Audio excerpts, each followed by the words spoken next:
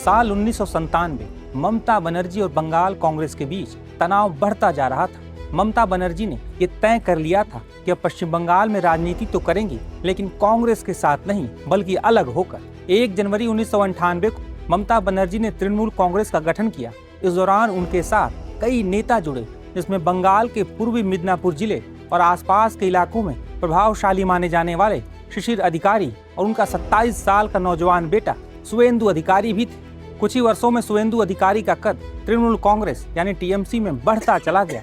बंगाल में उस वक्त वाम मोर्चा की सरकार थी, जिसके खिलाफ ममता बनर्जी ने हल्ला बोल रखा था और उनके हर आंदोलन में सुवेंदु शामिल रहते और वाम मोर्चा सरकार के खिलाफ जमकर बोलते। हालांकि अब सुवेंदु अधिकारी ममता बनर्जी के सियासी दुश्मन नंबर 1 बन चुके हैं। उन्हें एक बार नहीं बल्कि 2 बार अलग अलग विधानसभा सीटों से मात दे चुके हैं। टीएमसी के गठन के बाद सुवेंदु अधिकारी का कद लगातार पार्टी में बढ़ता चला गया। बंगाल की वाम मोर्चा सरकार के खिलाफ टीएमसी सबसे अधिक विरोध प्रदर्शन करती। ममता बनर्जी वाम मोर्चा सरकार से लड़ती भिड़ती तो सुवेंदु टीएमसी की रणनीतियों को धार देते। साल 2006 के सिंगूर आंदोलन और 2007 के नंदीग्राम आंदोलन बंगाल की राजनीति का सबसे बड़ा मोड़ माने जाते हैं। नंदीग्राम आंदोलन में सुवेंदु अधिकारी की बड़ी भूमिका मानी जाती है। नंदीग्राम आंदोलन से सुवेंदु अधिकारी सबसे बड़े स्थानीय चेहरे बनकर उभरे। उन्होंने गांव-गांव जाकर लोगों को संगठित किया। दूसरी तरफ ममता बनर्जी राज्य स्तर पर आंदोलन का नेतृत्व कर रही थी। नंदीग्राम आंदोलन ने वाम सरकार की छवि को भारी नुकसान पहुंचाया और टीएमसी को एक मजबूत विपक्ष के रूप में बंगाल में स्थापित किया। उसके बाद साल 2011 के विधानसभा चुनाव में वाम सरकार का पतन हो गया और टीएमसी की सरकार बनी। ममता बनर्जी पहली बार मुख्यमंत्री बनी। सरकार बनने के बाद सुवेंदु अधिकारी की राजनीतिक ताकत तेजी से बढ़ने लगी। वे सांसद बने, बाद में राज्य सरकार में मंत्री बने और संगठन में उनकी पकड़ और ज्यादा मजबूत हुई। खासकर पूर्वी मिदनापुर, कांथी और नंदीग्राम इलाके में उनका प्रभाव बहुत ज्यादा था। वहां उनकी लोकप्रियता सबसे अधिक थी। 2011 में वाम सरकार का किला ढहाने के बाद टीएमसी ने एक युवा संगठन बनाया था, जिसका जिम्मा ममता बनर्जी के 23 साल के भतीजे अभिषेक बनर्जी को सौंपा गया था, और वो भी तब जब तृणमूल युवा कांग्रेस नामक पार्टी की एक युवा शाखा पहले से ही मौजूद थी। उसके बावजूद ममता बनर्जी की हरी झंडी मिलने के बाद एक अलग युवा संगठन बनाकर उसका नेतृत्व का जिम्मा अभिषेक बनर्जी को सौंपा गया। लेकिन जल्द ही युवा संगठन का तृणमूल युवा कांग्रेस में विलय कर दिया गया, जिसके बाद साल 2014 के लोकसभा चुनाव में मात्र 26 साल की उम्र में अभिषेक बनर्जी पहली बार डायमंड हार्बर सीट से सांसद बने। सांसद बनने के बाद अभिषेक बनर्जी का कद टीएमसी में तेजी से बढ़ने लगा। वो धीरे धीरे पार्टी संगठन में सबसे ताकतवर नेताओं में गिने जाने लगे। यहीं से टीएमसी के अंदर खींचतान की चर्चाएं शुरू हुई। सुवेंदु समर्थकों को लगने लगा कि पार्टी में पुराने नेताओं की जगह कम होती जा रही है और फैसला कुछ चुनिंदा लोग कर रहे हैं। उस दौरान कई रिपोर्ट्स में दावा किया गया कि सुवेंदु खुद को पार्टी में उपेक्षित महसूस करने लगे थे।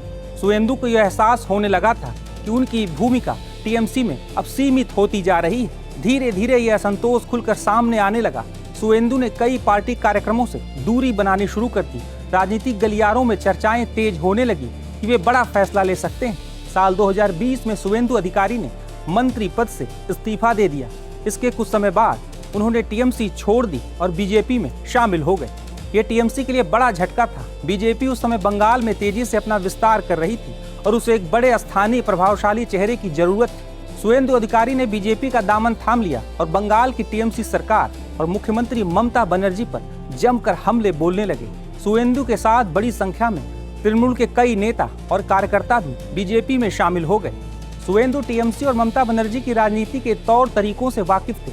टीएमसी के अंदाज में ही सुवेंदु मुख्यमंत्री ममता और उनके भतीजे अभिषेक बनर्जी को चैलेंज करने लगे।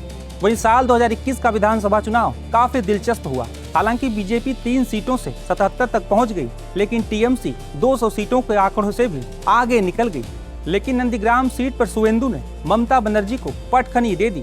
बंगाल में टीएमसी तो जीत गई, लेकिन नंदीग्राम में मिली हार ममता बनर्जी के लिए राजनीतिक और भावनात्मक दोनों स्तर पर बड़ा झटका मानी गई। ममता की इस हार के बाद सुवेंदु अधिकारी का कद बीजेपी में बढ़ता चला गया। सुवेंदु अधिकारी पश्चिम बंगाल विधानसभा में विपक्ष के नेता बने। इसके बाद उन्होंने ममता सरकार पर लगातार आक्रामक हमले शुरू कर दिए। शिक्षक भर्ती घोटाला, भ्रष्टाचार, कानून व्यवस्था राजनीतिक हिंसा और कटमनी के मुद्दे पर विधानसभा से लेकर सड़क तक सुवेंदु ममता सरकार को घेरते रहे, जिस वजह से कई बार दोनों दलों के बीच टकराव जैसे हालात भी बने। टीएमसी भी सुवेंदु पर कई आरोप लगाती, उन पर तीखे हमले बोलती, लेकिन सुवेंदु बिना थके और बिना रुके ममता सरकार पर हमलावर रहे। सुवेंदु ने यह ठान लिया था कि अब टीएमसी को बंगाल की सत्ता से उखाड़ फेंकना है। इस दौरान सुवेंदु को बीजेपी के टॉप लीडरशिप यानी प्रधानमंत्री नरेंद्र मोदी, गृह मंत्री अमित शाह और बीजेपी संगठन का पूरा साथ मिला। लेकिन 2024 के लोकसभा चुनाव में देश के कई राज्यों में बीजेपी की सीटें घट गई। बंगाल में भी बीजेपी की लोकसभा की सीटें कम हो गई, जो बंगाल बीजेपी के लिए किसी बड़े झटके से कम नहीं था। लेकिन बीजेपी ने बंगाल में अपनी रणनीति को और धार दिया। बंगाल बीजेपी के नेताओं के साथ मिलकर बीजेपी संगठन 2026 के विधानसभा चुनाव की तैयारी करने लगा, जिसमें सुवेंदु राज्य में बीजेपी के सबसे बड़े चेहरे थे। जैसे जैसे विधानसभा चुनाव नजदीक आए, वैसे वैसे सुवेंदु अधिकारी और ममता बनर्जी के बीच तीखे वार पलटवार होने लगे। कभी अवैध घुसपैठियों के मुद्दे पर, कभी महिलाओं की सुरक्षा के मुद्दे पर, तो कभी एसआईआर के मसले पर।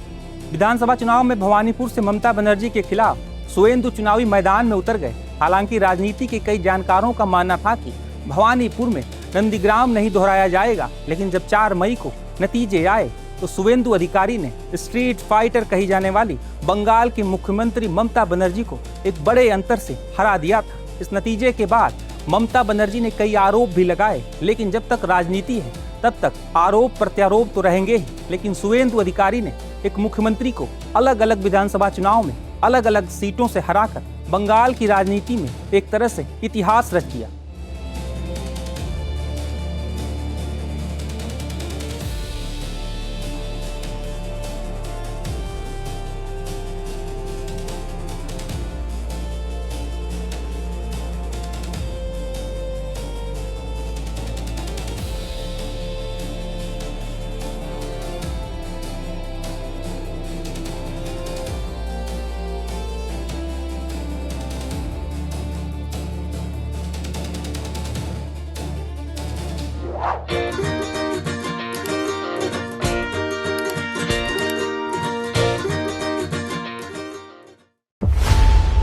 खबरों की रणभूमि में यहां शोर नहीं, सोच लड़ती है। जहां शब्द नहीं, फैक्ट्स वार करते हैं और हर सवाल खोलता है सच की नई परत।